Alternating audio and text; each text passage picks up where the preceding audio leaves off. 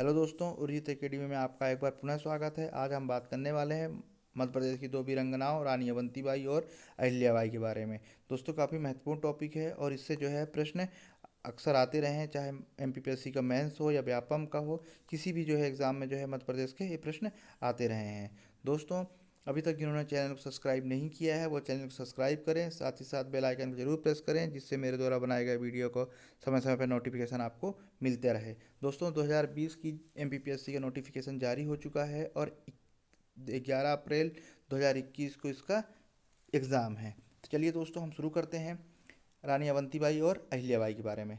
दोस्तों, सबसे पहले हम इसको मेंस में किस तरह से लिखना है वो देखेंगे। इसके बाद हम इसमें कौन कौन से की पॉइंट्स हैं जो कि ज़रूरी है और एग्ज़ाम में जो है पूछे जाते हैं, तो हम उस पर भी जो है चर्चा करेंगे। तो सबसे पहले हम देख लेते हैं कि मेंस में किस तरह से इसको लिखना है।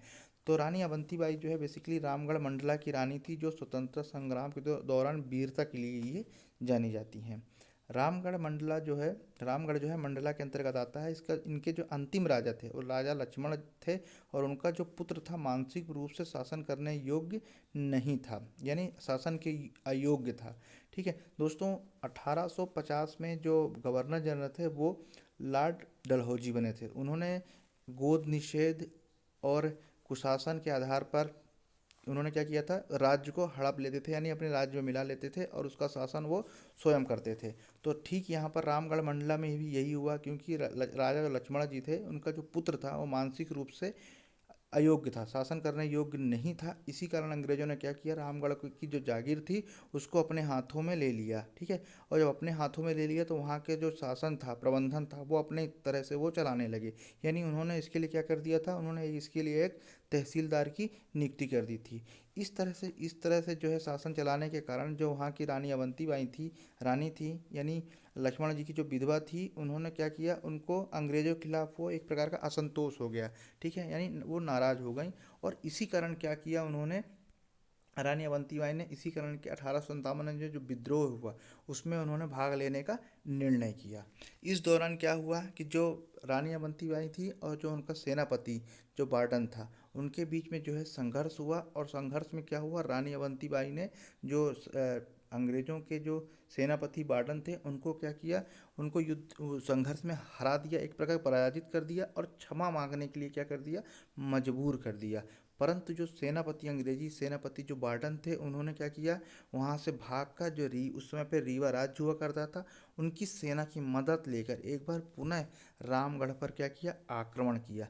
जब उनकी रीवा राज्य की सेना के साथ जब उन्होंने मदद के साथ जो है आक्रमण किया, तो जो रानी अवंतीबाई थी वो इस बीच संघर्ष में जो है पराजित हो गई। और जब पराजित हो गई तो उन्होंने क्या किया, जो रानी अवंतीबाई हैं और उनकी अंगरक्षिका है, उन दोनों ने जीवित पकड़े जाने के डर से अपने कटार से स्वयं को जो है अपने घोंप कर और शहीद हो गई। तो इस तरह से जो है इनकी लीला यहाँ पर समाप्त हो गई। अब हम दोस्तों हम देखते हैं यहाँ पर कि प्री में या व्यापम में किस तरह से जो है यहाँ प्रश्न पूछे जाते हैं। तो सबसे पहला जो प्रश्न बनता है दोस्तों कि रानी अवंतीबाई कहाँ की रानी थी, तो वो है रामगढ़ मंडला की रानी थी। इसके बाद जो दूसरा प्रश्न यहाँ बनता है कि रामगढ़ मंडला के अंतिम राजा कौन थे, तो वो है लक्ष्मण सिंह थे। दोस्तों, इसके बाद जो है अगला प्रश्न यहाँ बनने की संभावना है कि रानी अवंतीबाई ने 1857 में विद्रोह में भाग किस कारण से लिया। तो बेसिकली कारण ये था कि जो उनका जो पुत्र था, मानसिक रूप से जो पुत्र था, वो शासन करने योग्य ना होने के कारण उनके राज्य को जो है अंग्रेजों ने क्या कर लिया था, अपने जागीर में ले लिया था। यानी एक प्रकार से कुशासन का आरोप लगाया, यानी शासन ना कर पाने के कारण क्या किया उन्होंने, अपने राज्य में जो है मिला लिया। इसी कारण जो है उन्होंने भाग लिया। रानी अवंतीबाई ने इसी कारण 1857 क्रांति कहें या विद्रोह में जो है भाग लिया। इसके बाद जो अगला प्रश्न बनता है दोस्तों, अगला प्रश्न ये बनता है यहाँ से कि रानी अवंतीबाई का जो भी संघर्ष हुआ वो किस सेनापति के साथ हुआ, तो उसका नाम था बार्डन। दोस्तों, बहुत महत्वपूर्ण है ये, आप जरूर याद रखें कि ये जो सेनापति था वो बार्डन था। इसके बाद जो अगला प्रश्न बनता है कि जो सेनापति बार्डन था अंग्रेजों का, उसका किस राज्य ने जो है सहायता की थी, तो वो है रीवा राज्य ने जो है सहायता की थी।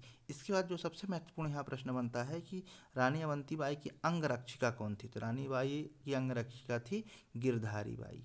ठीक है, कौन थी? गिरधारी बाई। दोस्तों बहुत महत्वपूर्ण है और अक्सर जो है प्रश्न में पूछा जाता है। तो दोस्तों इस तरह से रानी अवंतीबाई के टॉपिक से जो है कम से कम 7 से 8 प्रश्न जो है आपके सामने निकल के आए, और उम्मीद करता हूं कि अगर किसी एग्ज़ाम में जो है अगर आपसे पूछे जाएँ तो आप जो है बहुत ही कॉन्फिडेंटली इसको सॉल्व कर पाएंगे। चलिए हम आगे देख लेते हैं। अगला हम देखते हैं कि रानी अहिल्याबाई के बारे में। दोस्तों अहिल्याबाई बेसिकली जो है पानीपत का जब तीसरा युद्ध हुआ 1761 में, उसके उपरांत जो है मल्हार राव होलकर ने क्या किया? इंदौर में होलकर वंश की स्थापना की। इसके पश्चात क्या हुआ? मल्हार राव की मृत्यु हो गई।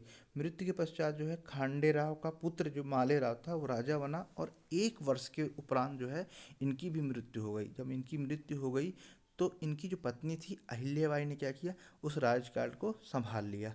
संभालने के बाद क्या हुआ? संभालने के बाद क्या हुआ कि जो उनके विश्वास पात्र, यानी जो मल्हार राव के जो विश्वास पात्र सेनापति थे तुकोजी होलकर, उनको अहिल्याबाई ने अपना सेनापति बनाया, और इन्हीं के कुशलता और दक्षता के कारण लगभग 30 वर्षों तक जो है शासन किया। ठीक है, कितने वर्षों तक शासन किया? 30 वर्षों तक शासन किया।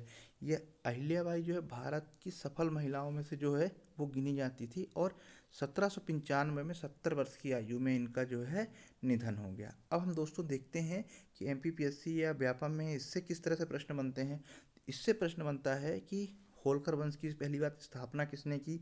इसके बाद जो अगला प्रश्न बनता है कि अहिल्याबाई ने किसे अपना सेनापति बनाया था, और जो आखिरी प्रश्न इससे बनता है कि उन्होंने कितने वर्षों तक शासन किया था और इनकी मृत्यु कब हुई थी। तो दोस्तों इस तरह से जो है प्रश्न बनते हैं, और आजकल जिस तरह से प्रश्न बन रहे हैं एकदम फैक्ट नहीं बन रहे हैं। इस प्रश्न बनते हैं कि अगर आपने पूरा डिस्क्रिप्शन पढ़ा हुआ है, यानी उनके बारे में पूरा पढ़ा हुआ है, तो वहाँ से कुछ भी उठ के आपसे प्रश्न पूछा जाता है। तो चलो दोस्तों, उम्मीद करता हूँ आप लोगों को वीडियो पसंद आया होगा, और आप लोग जो है लगता है कि अगर मुझे किसी और विषय पर मुझे वीडियो बनाना चाहिए, तो आप मुझे कमेंट्स बॉक्स में ज़रूर बताएंगे। आपको वो वीडियो ज़रूर बना के बताया जाएगा। साथ ही साथ आप पढ़ते रहिए। नमस्कार।